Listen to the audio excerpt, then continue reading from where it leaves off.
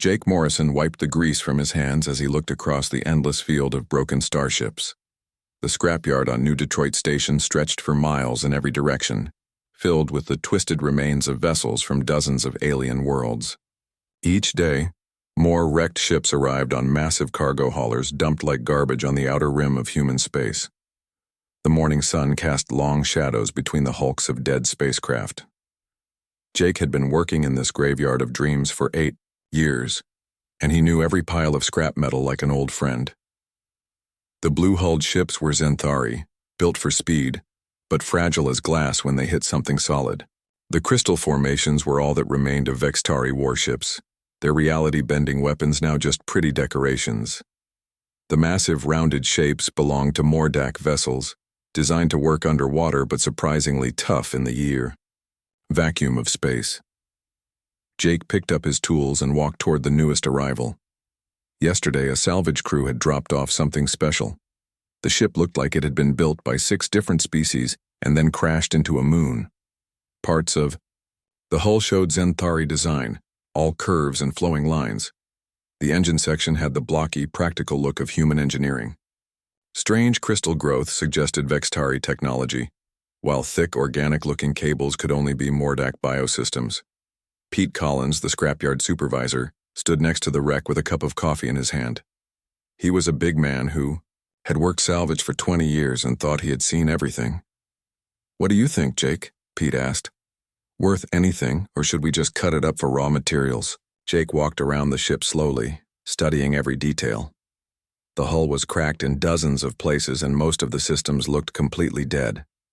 Any normal person would see nothing but expensive garbage. But Jake saw something else. He saw the ghost of an idea that someone had tried to build decades ago. "This is a prototype," Jake said quietly. "Someone tried to combine technologies from different species." Pete laughed. "And look how well that worked out. Thing probably blew up the first time they turned it on." Jake knelt down and peered through a gap in the hull. Inside, he could see the remains of a control system that used human displays, Xanthari quantum processors, and what looked like a Vextari power distribution network. The whole thing was burned out and twisted, but the basic design was still visible. "They were close," Jake said, "really close." "Close to what? Getting themselves killed?" Jake stood up and brushed the dust off his work clothes. "Close to building something that could change everything." That evening, Jake sat in his small apartment with a cup of coffee and a notebook. The apartment was tiny, just a bed, a desk, and a small kitchen. But the walls were covered with technical drawings and specifications for hundreds of different spacecraft. Jake had spent years studying how different species approach the problems of faster-than-light travel, artificial gravity, and life support systems. Humans were newcomers to the galaxy, and it showed in their technology. Human ships were slow, unreliable, and barely able to cross interstellar distances without breaking down. The other species had been traveling between stars for thousands of years, and their ships made human vessels look like primitive toys. The Xanthari could cross the galaxy in days using quantum drives that folded space around their ships. The Vextari had weapons that could punch holes in reality itself. The insectoid Kythera built hulls that could repair themselves and adapt to any environment. Humans had fusion engines that took months to reach the nearest star and hull plating. That cracked if you looked at it wrong. But Jake had noticed something that the experts missed. Each species had developed their technology in isolation, focusing on their own strengths and needs. The Xanthari were fast, but their ships were fragile. The Vextari had incredible weapons, but their life support systems were terrible. The Mordak built ships that could last for centuries but were slower than human vessels. What if someone could combine the best parts of each design? What if you could build a ship with Xanthari speed, Vextari power systems, Mordak durability, and human adaptability? Jake opened his notebook and began to sketch. He drew the basic shape of a starship, then started adding systems from different species. A Xanthari quantum drive for speed, but modified to work with human power systems. Vextari energy crystals, but arranged in patterns that human computers could control. Mordak biocables for self-repair, integrated with Kythera adaptive hull materials. On paper, it looked impossible. The different technologies used completely different principles. Zenthari quantum systems required exotic matter that cost more than most planets. Vextari crystals only worked in specific geometric arrangements that human mathematics couldn't fully describe. Mordak biosystems were designed for underwater use and might not function in space. But Jake had an advantage that most engineers lacked. He had spent years crawling through the wreckage of failed ships, seeing how different systems actually worked when they broke down. He knew that the official specifications were often wrong, and that most alien technologies were more flexible than their creators realized. A knock at his door interrupted his thoughts. Jake opened it to find Lisa Carter, another engineer who worked in the scrapyard. Lisa was smart, practical, and one of the few people who didn't think Jake was completely crazy.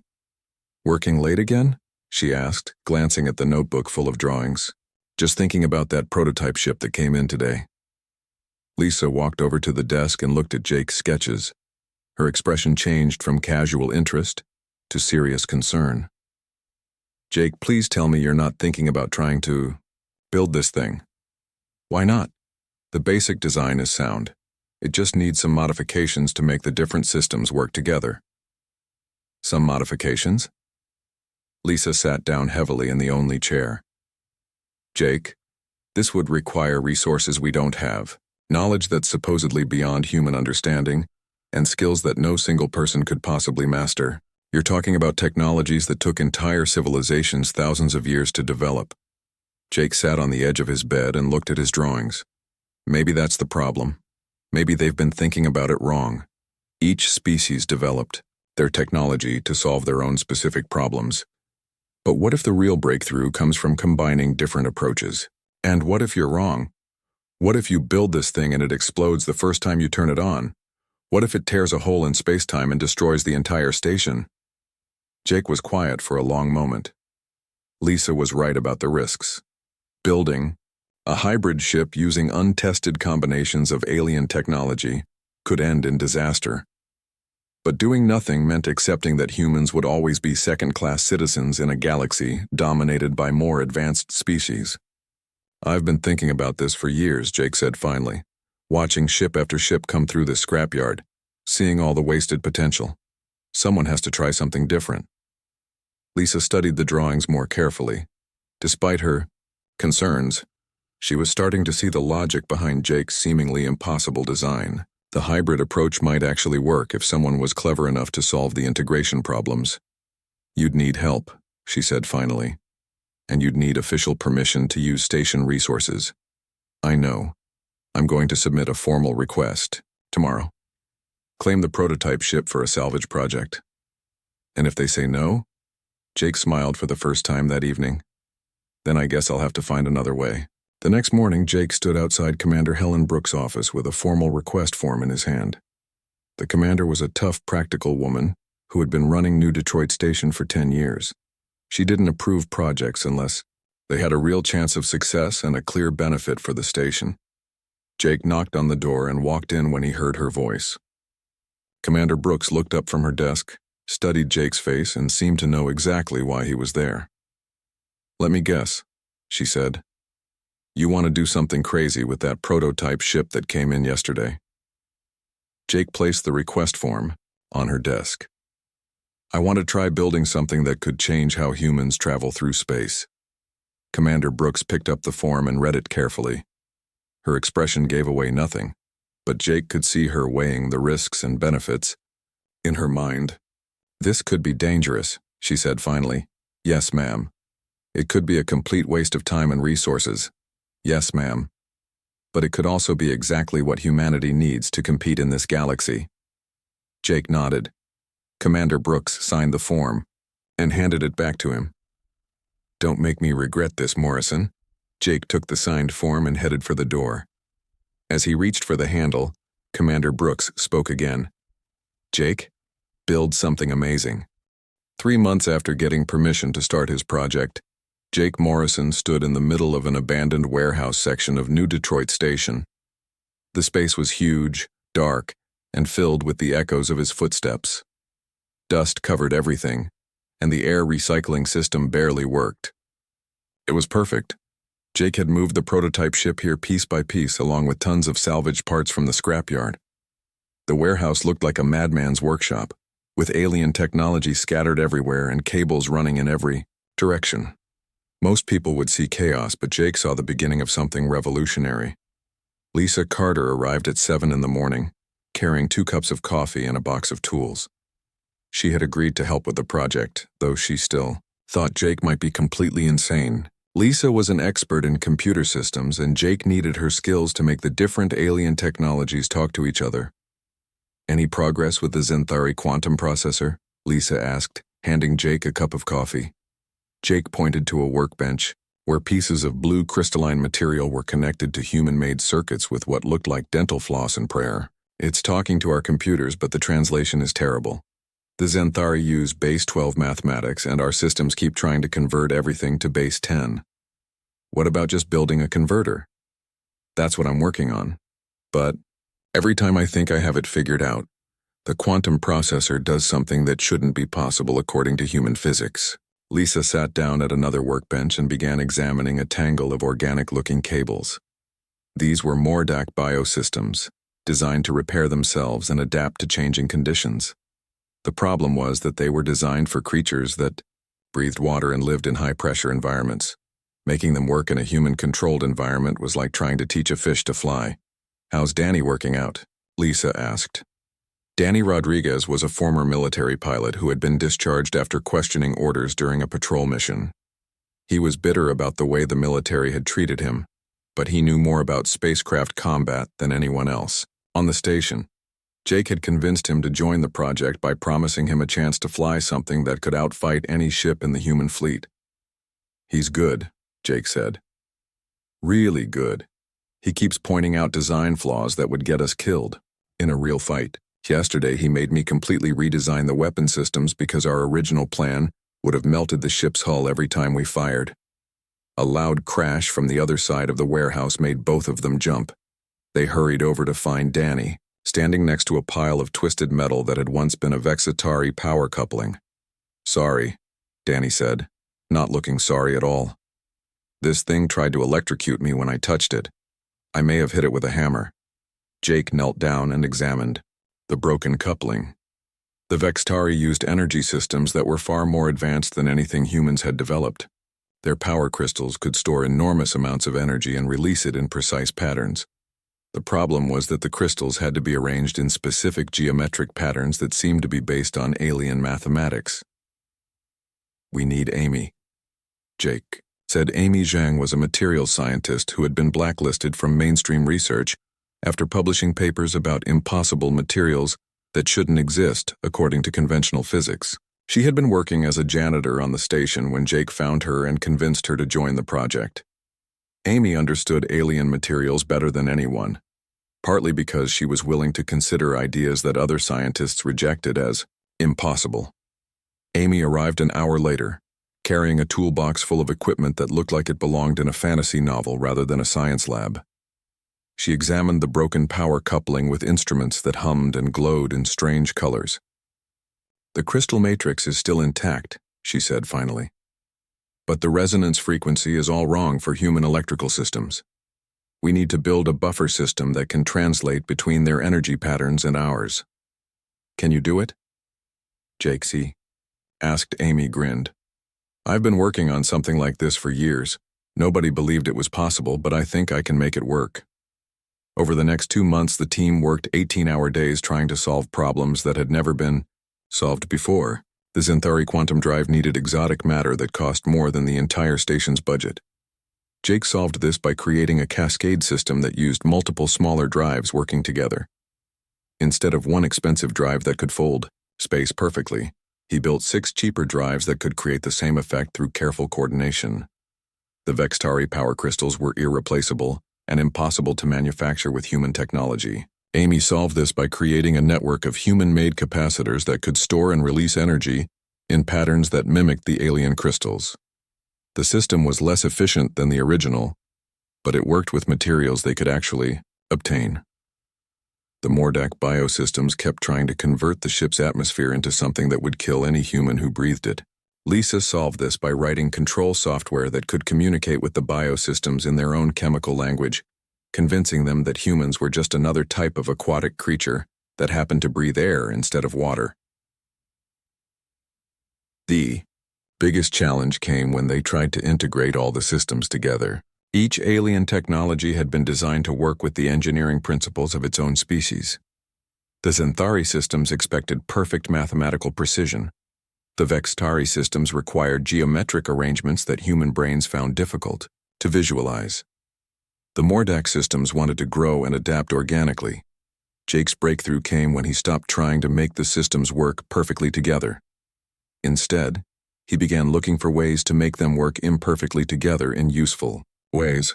He discovered that the interference between different systems could create new capabilities that none of the original designers had intended. The quantum drive systems created resonance patterns that affected the power crystals in unexpected ways. The biosystems began adapting to the quantum interference, creating hybrid networks that were stronger than either technology alone. The ship's hull, made from a combination of human steel and Kythera adaptive materials, began developing properties that shouldn't exist according to any known physics. Word of their project began spreading through the station's unofficial networks. Engineers came by to watch them work, some offering help and others just shaking their heads in amazement. The medical staff prepared for disasters that might require treating radiation poisoning or exotic energy burns. The security team developed emergency procedures for containing possible explosions. Commander Brooks visited the warehouse every few weeks, never saying much but always asking pointed questions about safety protocols and backup plans. Jake could tell she was impressed by their progress but also worried about the risks they were taking. "How do you know this thing won't explode when you turn it on?" she asked during one visit. "We don't," Jake admitted, "but we've run simulations on every system we could model, and the math says it should work." "And the systems you couldn't model?" Jake was quiet for a moment. "Those are the ones that might make this whole project worthwhile." The ship began to take shape slowly. It looked nothing like the sleek vessels that other species built. The hull was a patchwork of different materials in different colors. The engine section was asymmetrical, because the hybrid drive systems worked better when they weren't perfectly balanced. Cables and conduits ran along the outside of the hull because the biosystems needed to be able to grow and change. Most people who saw it thought it was ugly. Jake thought it was beautiful. The first major test came when they powered up the ship's main computer system. Lisa had spent weeks writing software that could translate between the different alien operating systems and human control interfaces. The computer had to be able to think in Xanthari mathematics, Vextari geometry, and Mordak biological patterns, all at the same time. When they threw the switch, every screen in the warehouse lit up with displays showing ship status, navigation, data, and system diagnostics. The computer was talking to all the different alien systems and making them work together as a single unit. "It's alive," Lisa said, staring at the displays in amazement. The ship wasn't just running, it was thinking. The hybrid systems were creating feedback loops that allowed the ship to monitor and adjust its own performance. The biosystems were learning from the quantum drive patterns and adapting the ship's structure to work more efficiently. The power crystals were responding to the ship's needs and adjusting their output automatically. Jake walked around the ship, checking connections and reading status displays. Everything was working better than his best-case projections. The ship was becoming something more than the sum of its parts. "What do we call it?" Danny asked. Jake looked at the strange, beautiful, impossible ship they had built from scrap and dreams. "We call it the Longshot." The name fit perfectly. Building the ship had been the longest of long shots, a project that should have failed 100 times over. But somehow, against all odds and expectations, they had created something that might actually work. Amy ran her hands along the hull, feeling the vibrations of the integrated systems. "When do we find out if it can actually fly?" Jake smiled. "Tomorrow." Jake Morrison sat in the pilot's seat of the Longshot, his hands shaking slightly as he reached for the startup controls. The ship's bridge was cramped and filled with displays from half a dozen different alien species. Human monitors showed basic flight data, while Xanthari screens displayed quantum field readings in swirling blue patterns. Vextari crystals pulsed with energy readings, and Mordak biodisplays showed the ship's living systems in constantly changing organic shapes. Lisa Carter sat next to him at the co-pilot station, her fingers dancing across keyboards that controlled the ship's hybrid computer systems. Behind them, Danny Rodriguez monitored the weapon systems from a console that looked like it had been built by 3 different species and then hit by lightning. Amy Zhang watched the structural integrity displays, ready to shut down the whole ship if the mixed hull material started tearing themselves apart. All systems show green, Lisa reported, though her voice carried a note of uncertainty. The ship's systems were so complex that none of them were completely sure what green meant anymore. Jake took a deep breath and activated the communication system. New Detroit Control, this is the long shot requesting permission for departure. Saltinchumant, response came back immediately. Long shot, you are cleared for departure. Try not to blow up our station. Jake could hear the nervousness in the controller's voice. Half the station was watching their launch, with most people expecting either spectacular success or catastrophic failure. The other half had moved to the far side of the station just in case. Here goes nothing, Jake muttered, and engaged the hybrid drive system. The sensation was unlike anything Jake had ever experienced. Instead of the bone-crushing acceleration of human ships or the smooth, artificial feel of advanced alien vessels, the longshot seemed to slip sideways through reality. Jake felt like he was surfing on invisible waves, riding currents of space-time that normal ships couldn't even detect. The ship moved away from New Detroit Station in a graceful spiral, accelerating smoothly without any of the vibration or stress that usually accompanied spacecraft launches.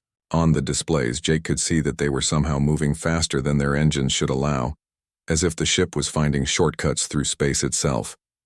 This is impossible, Amy said, staring at her instruments. According to these readings, we're moving through space that doesn't exist.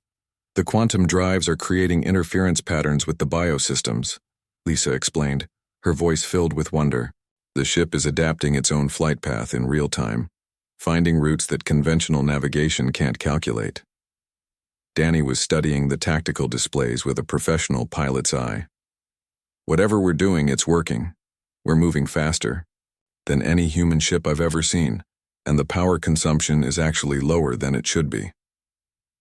Jake guided the longshot through a series of test maneuvers, learning how the ship responded to his commands.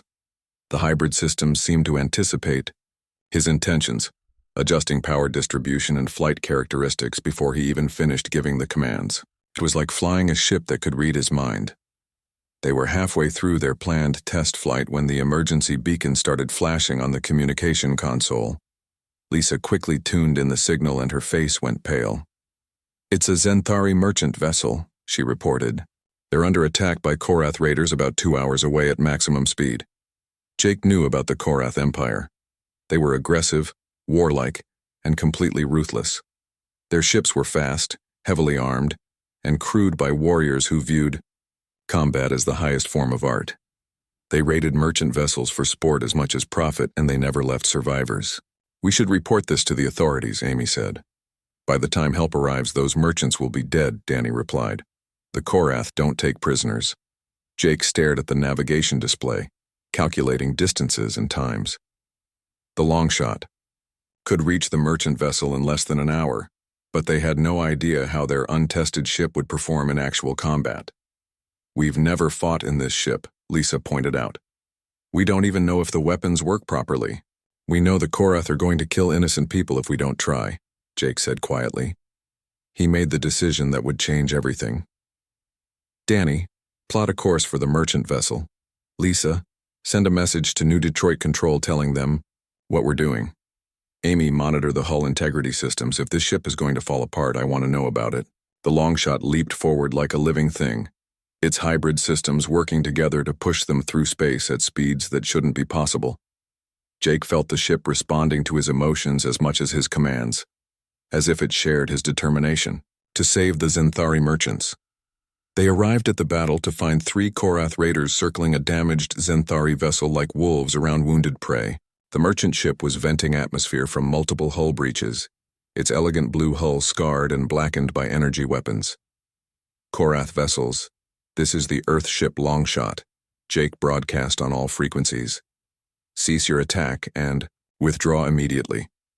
The response was immediate laughter from the Korath commander. Human, you are brave but foolish. Your primitive ship cannot stand against Korath warriors. Flee now, and we will allow you to live. Sorry, Jake replied. Can't do that. The first Korath raider came at them fast, its dark hull bristling with weapons. Jake waited until the last possible moment, then threw the Longshot into a maneuver that should have been impossible for a ship of its size. The hybrid systems allowed them to change direction like a fighter craft, while the biosystems automatically adjusted the ship's structure to handle the stress. Danny's weapons fired in patterns that confused the Korath targeting computers. Instead of the straight-line shots that most ships used, the Longshot's hybrid systems created energy bursts that curved and twisted through space, hitting the raider from angles that shouldn't exist. The Korath ship's shields flared and collapsed. Under the unexpected attack, the raider spun away, damaged but not destroyed. Impossible, came the voice of the Korath commander. Human ships cannot move like that. This isn't a human ship, Jake replied. It's something new. The second raider attacked from above, trying to use the gravity well of a nearby asteroid to mask its approach. Jake saw it coming and guided the Longshot into a spiraling dive that brought them underneath the raider's shields. Amy's hull materials adapted to the gravitational stress, while Lisa's computer systems calculated firing solutions that accounted for the warped space-time around the asteroid. The Longshot's weapons struck the raider's engines, sending it tumbling, away in a shower of sparks and debris. The third raider was more cautious, keeping its distance while trying to understand what kind of ship it was facing. Jake could see the commander thinking, trying to develop tactics to counter an opponent that didn't behave like anything in their experience. That caution gave Jake an idea. Instead of attacking directly, he began using the Longshot's unique flight characteristics to create confusion. The ship seemed to be in 3 places at once, its quantum systems creating sensor ghosts, while its biosystems adapted to hide the ship's true location. The Korath raider fired at targets that weren't there, while the real Longshot circled around behind it like a ghost. When Jake finally attacked, it was with a precision strike that disabled the raider's weapons and engines without destroying the ship. You fought with honor, human, the Korath commander said grudgingly. We will remember this day. The 3 raiders limped away, their commanders probably already planning how to report this encounter to their superiors. Jake watched them go, then turned his attention to the damaged Zenthari merchant vessel. Zenthari ship, this is the Longshot. Do you need assistance? This is Commander Veltar Quinn of the merchant vessel Golden Wind. We are grateful for your intervention, but we do not understand how a human ship was able to defeat Korath raiders. Jake guided the Longshot closer to the merchant vessel, noting the elegant lines of its construction and the efficiency of its design. We got lucky. Are your people injured? Some injuries, but nothing that cannot be treated. Your ship is most unusual. We have never seen technology like this before. Lisa was monitoring the merchant vessel's communications and she looked worried. Jake, they're transmitting detailed sensor data about our ship to someone, probably their government. The Korath were doing the same thing, Danny added. Every government in the sector is going to know about us within hours. Amy was studying the tactical replay of their fight with the raiders. We need to get back to New Detroit Station. This changes everything. Jake knew she was right. They had built the Longshot to prove that human engineering could compete with alien technology. But by saving the Zenthari merchants, they had announced their capabilities to the entire galaxy. There would be consequences. Commander Quinn, we're going to escort you to the nearest safe port, Jake said. Then we need to have a serious conversation about what happens next. I would welcome such a conversation, the Zenthari commander replied. What you have accomplished today should not be possible according to our understanding of physics. My government will want to know how you built such a vessel. 3 days after their encounter with the Korath raiders, Jake Morrison found himself standing in the docking bay of Nexus Prime, the largest space station in the sector. The massive structure served as neutral ground where different species conducted diplomacy and trade. But Jake quickly learned that neutrality was something humans had never been able to afford.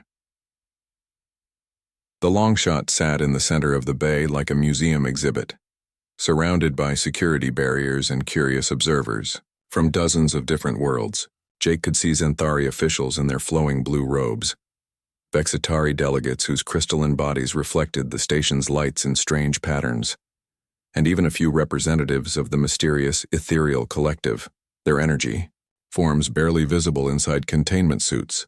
Commander Veltar Quinn had insisted that Jake accompany the Zenthari convoy to Nexus Prime. The commander claimed it was to honor Jake for saving his ship, but Jake suspected there were other reasons.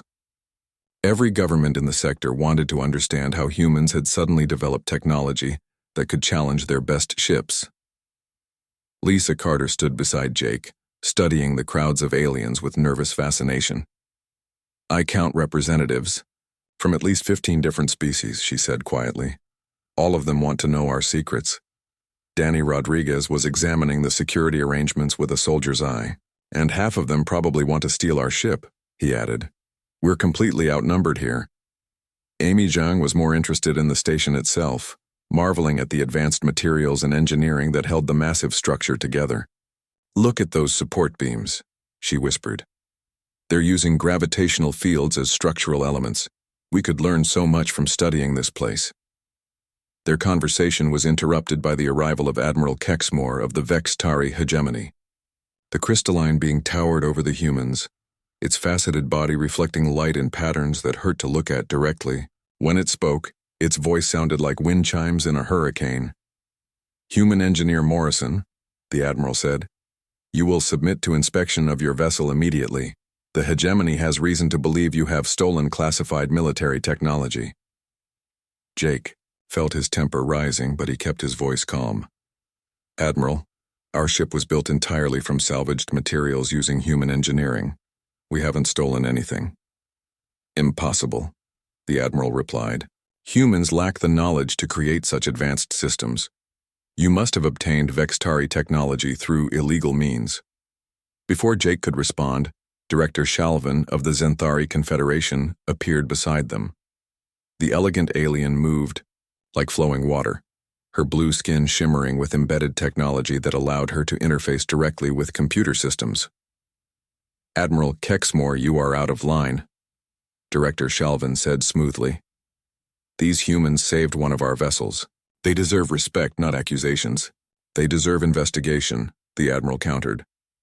"No species develops advanced technology so quickly without outside assistance." Jake found himself caught between competing powers that could easily destroy both him and his ship.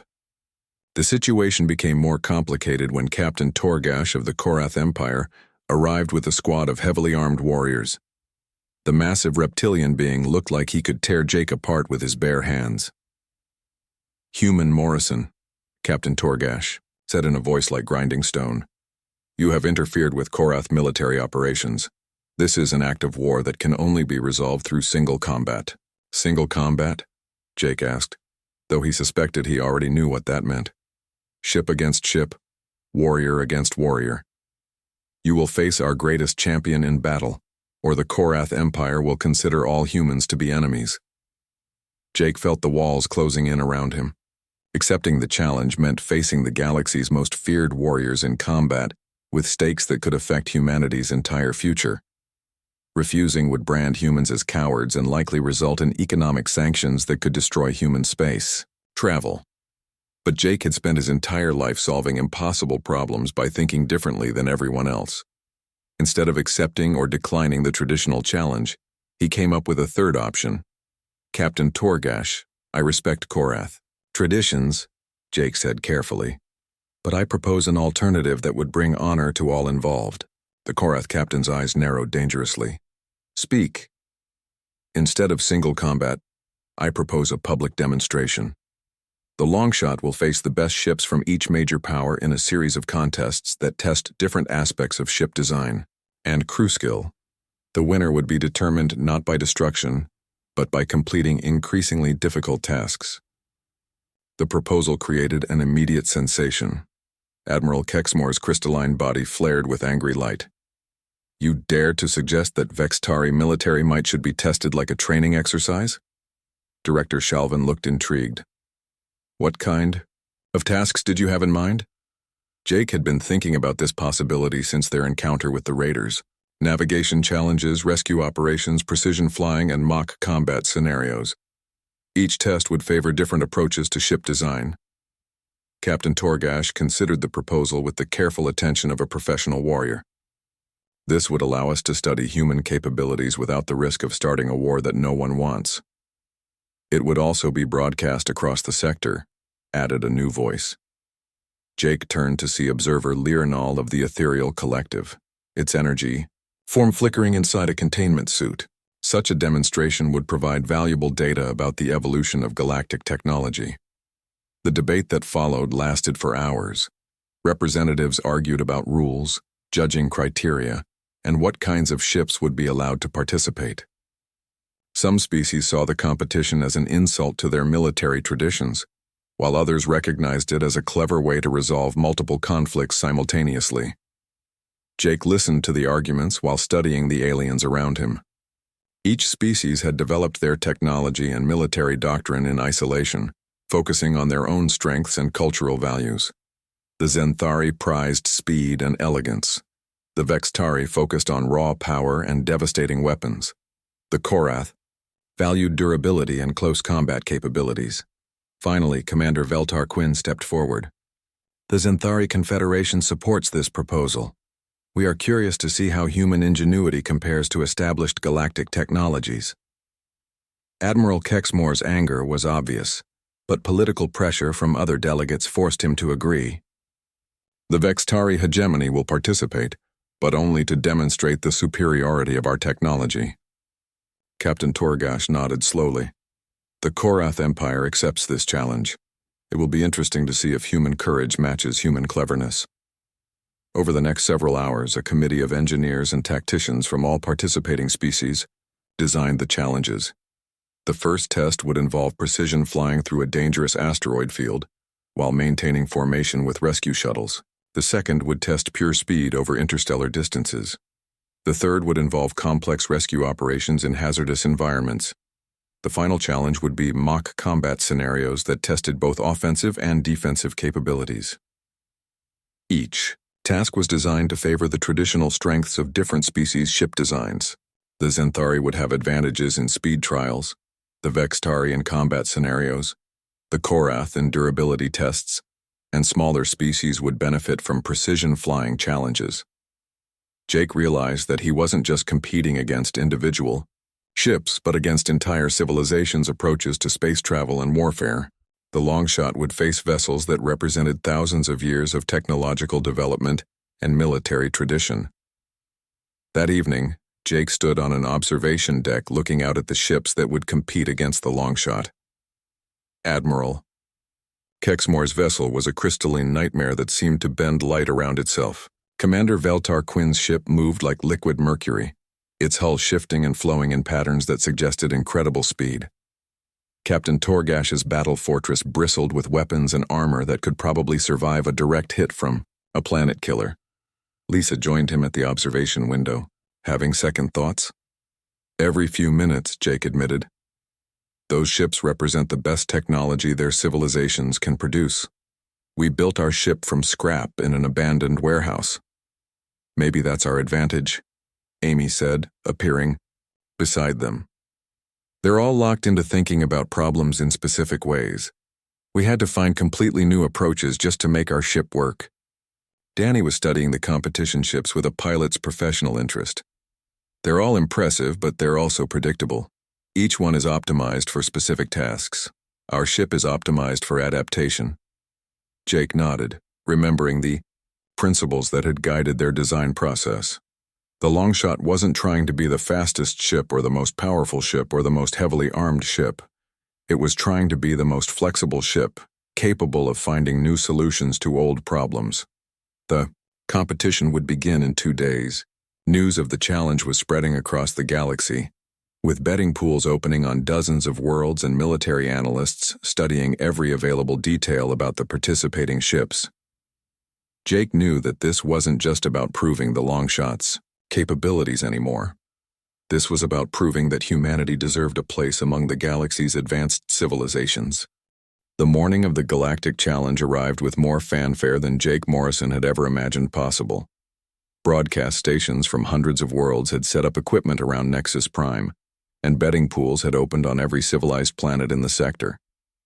The competition that had started as a way to avoid war had become the most watched event in galactic history.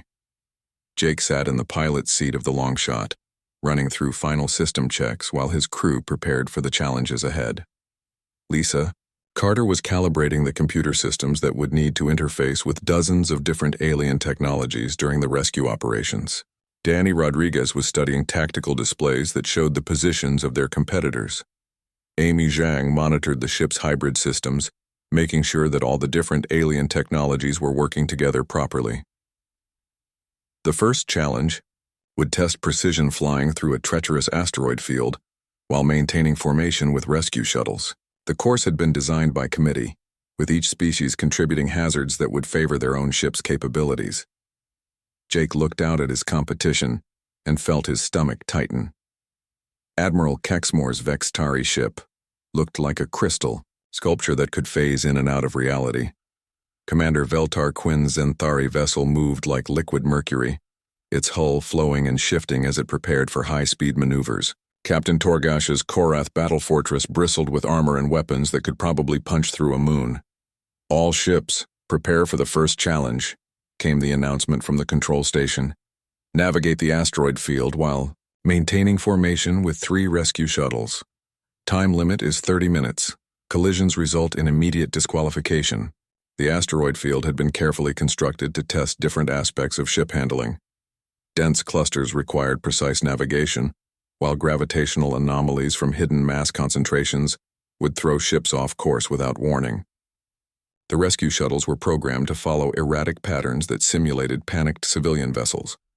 Admiral Kexmore's ship went first, phasing through asteroids like they weren't there while the rescue shuttles struggled to keep up with its reality-bending movements.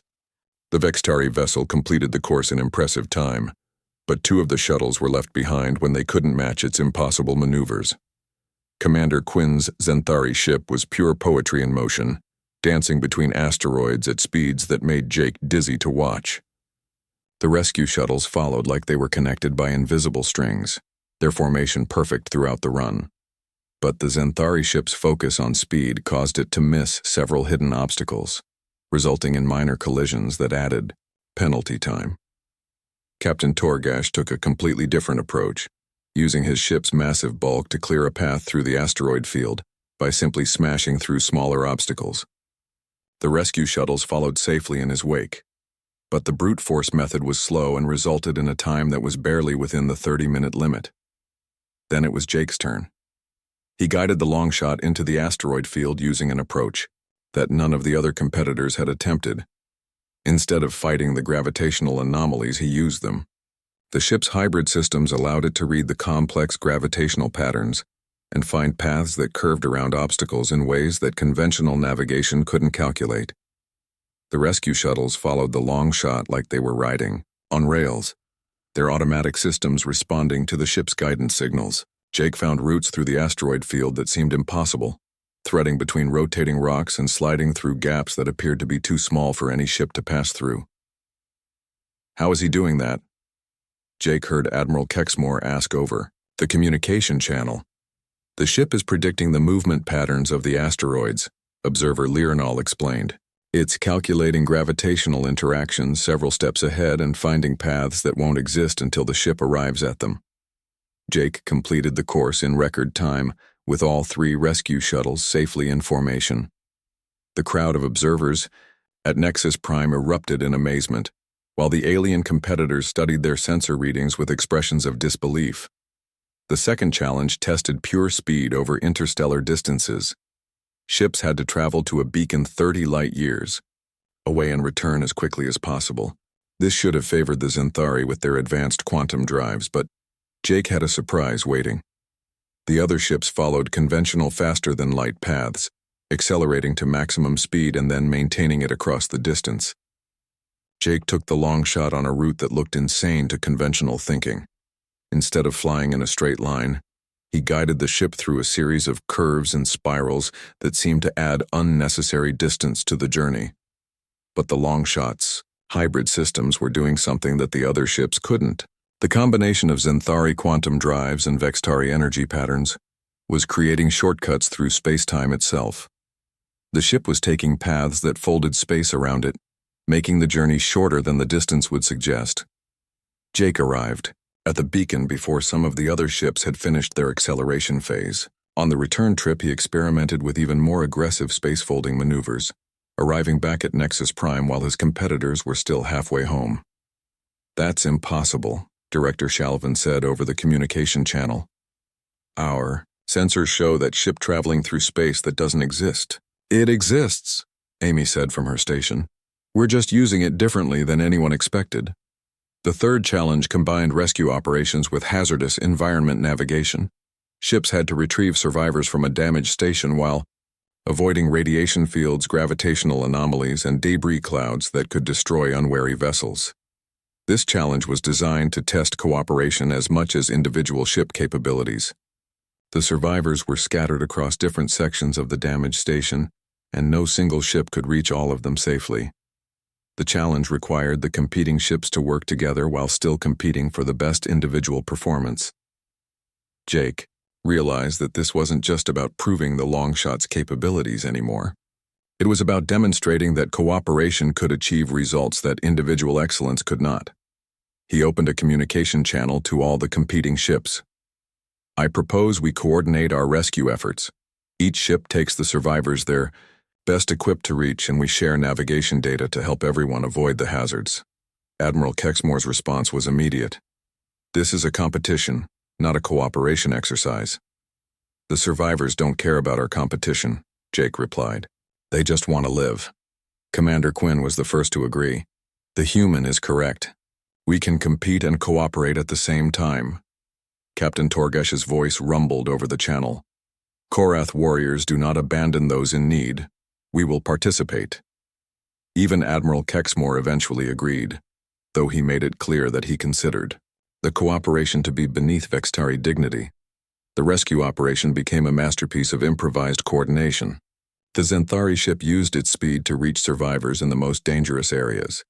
The Vextari vessel phased through debris to access blocked sections. The Korath ship used its massive cargo capacity to evacuate large groups.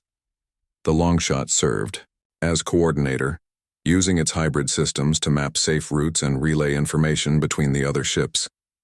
All the survivors were rescued in half the time that any single ship could have managed alone. More importantly, the different species had worked together to achieve something that none of them could have accomplished individually.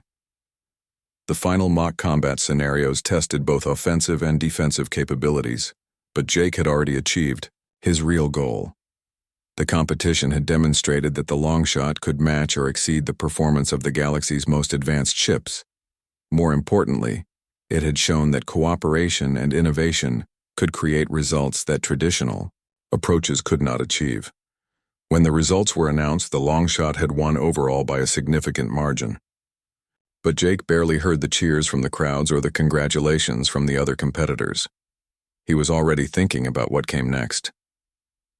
Observer Lirinal approached Jake as he disembarked from the Longshot. "The Ethereal Collective is prepared to offer you a position as Senior Technology Advisor, with resources to continue your research on hybrid systems." Director Shalvin stepped forward.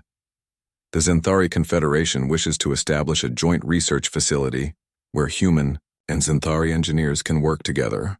Even Admiral Kexmore grudgingly admitted that the Longshot represented a significant advancement in galactic technology. "The Vextari hegemony would be interested in studying your integration methods." Captain Torgash's offer was simpler and more direct. "The Korath Empire would be honored to have such ships fighting alongside our fleet." Jake looked at his crew, seeing the same mixture of excitement and exhaustion that he felt. They had proven that human ingenuity could compete with the galaxy's best technology. They had shown that cooperation could achieve more than competition alone. Most importantly, they had opened a door for humanity to take its place among the advanced civilizations of the galaxy. "We'll consider all offers, Jake," said finally. But first we're going home, we have more ships to build.